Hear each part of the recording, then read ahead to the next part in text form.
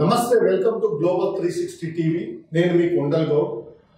ఈరోజు ఒక ప్రత్యేకమైనటువంటి కథనంతో మీ ముందుకు రావడం జరిగింది. అదేంటంటే అందరం ఆరోగ్యంగా ఉండాలని కోరుకుంటాము. దానికి మరి ఆరోగ్యమే మహాభాగ్యము. దానికోసం మనం చేయాల్సినటువంటి ముఖ్యమైనటువంటి పని మన పెద్దలు చెప్పింది కూడా మనం పాటించాలి. తన కోపమే తన శత్రువు అని పెద్దల మాట. ఇది అందరూ వినే ఉంటారు, జనరల్గా చెప్తుంటారు, పెద్దల మాట సద్యమూట అని.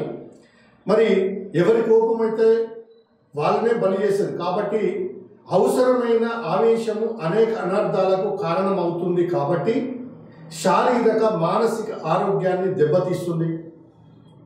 అనవసరమైనటువంటి మన ఆవేశానికి పోయినప్పుడు మరి అనుకోకుండా మన ఆరోగ్యం క్షీణించేటువంటి పరిస్థితి ఉంది. కాబట్టి మన కోపాన్ని మనం పెంచుకోకుండా ఉండడం మంచిదనేది పెద్దలు చూపిస్తున్నటువంటి ఇదొక అంశం.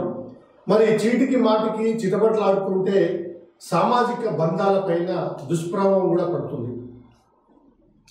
అంటే అయిన దానికి కాని దానికి మనము సీరియస్ అయిపోయి చిరాకు పడుతుంటే మనం సమాజానికి దూరం అయ్యేటువంటి అవకాశం ఉంటుందని ఇక్కడ మనం గమనించుకోవాలి. కారణం లేకుండా వచ్చే కోపం గుండె సమస్యల్ని పెంచుతుంది. ఏ కారణం లేకుండా ఉట్టిగానే ఉన్నట్టుండి కోపానికి ఆవేశానికి లోనైతే మరి ఇది అనారోగ్య సమస్యలు తీసుకొచ్చేటువంటి అవకాశం ఉంటుంది. కాబట్టి అనేక ఆరోగ్య సమస్యలకు కోపమే ముఖ్య కారణంగా అవుతుంది. కాబట్టి కోపానికి గురి కాకుండా ఉంటే ఆరోగ్యంగా ఉండేటువంటి అవకాశం ఉంటుంది. మరి ఎప్పుడు ఆగ్రహంతో ఊగిపోయే వారిలో గుండెపోటు వచ్చేటువంటి అవకాశం ఎక్కువగా ఉంటుందని నిపుణులు చెప్తున్నారు. కోపం వచ్చినప్పుడు రక్తపోటు గణనీయంగా పెరుగుతుంది. ఇది గుండె ఆరోగ్యంపై ప్రతికూల ప్రభావం చూపుతుందని ఆరోగ్య నిపుణులు మరీ చెప్తున్నారు. అనవసరంగా కోపానికి వచ్చే వారిలో కరోనరీ హార్ట్ డిసీజ్ ప్రమాదం ఎక్కువగా ఉంటుందని హెచ్చరిస్తున్నారు నిపుణులు. అంతేకాకుండా కోపంలో ఉన్నప్పుడు ఒత్తిడి హార్మోన్లైన అడ్రెనలిన్, కార్టిసాల్ వేగంగా విడుదలవుతాయి. దాంతో రక్తపోటు, గుండె కొట్టుకోవడం పెరిగి గుండెపోటుకు దారితీస్తుంది.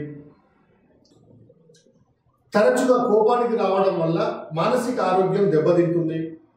అందరిపైన ఆగ్రహవేశాలు ప్రదర్శిస్తుంటే దగ్గర వాళ్ళు కూడా దూరం అవుతారు.